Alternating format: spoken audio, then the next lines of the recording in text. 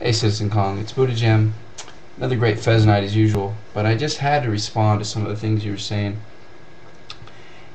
It's a real mistake to assume that because we don't believe in this election process that somehow we're giving up. It creates this false dichotomy of you either vote or you give up, which isn't true at all.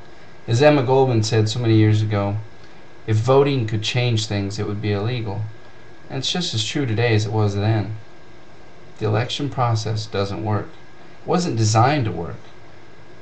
It's so important. Now, I'm going to be doing more videos on this in the future as we lead up to this election.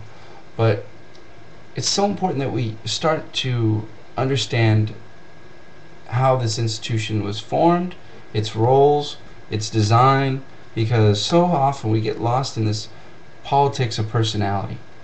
The personality of John McCain, Hillary Clinton, Barack Obama, and we lose sight of the institutional role, which has real constraints on it. This was evident with a guy like Bill Clinton. If he moved to the right, bombing Iraq, just calling for regime change, NAFTA, destroying Yugoslavia, he had no problem at all. He's the most powerful guy in the world. When he moved to the left, with universal health care, all of a sudden he was powerless. It doesn't matter who you have in there. There's certain constraints on that position. But it doesn't mean we give up. We are continuing to fight. We don't care who they put in that Oval Office. We will continue to fight and organize against the war, to bring our troops home from Iraq and Afghanistan and from around the world, because we have to quit we have to. This empire should not exist. If we believe in self-determination, we don't need 700 bases around the country, around the world. But I'm getting ahead of myself. But just understand that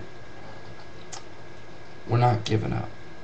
We're going to continue to fight to protect this planet because it's the only one we have. We're going to continue to fight for our right to organize as workers. We're going to continue to fight to end this war. And if you really feel compelled to vote, that's great. But being in California, you should know that your state's going to the Democrats. It's not going to matter if you stay home or not. But doesn't mean you should give up.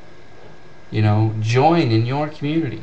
There's things going on right now in your community, in San Diego, all over this country. We can get involved in and do things and make a change.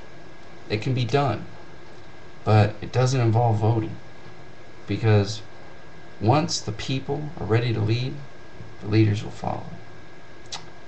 So, peace. Have a good night, brother.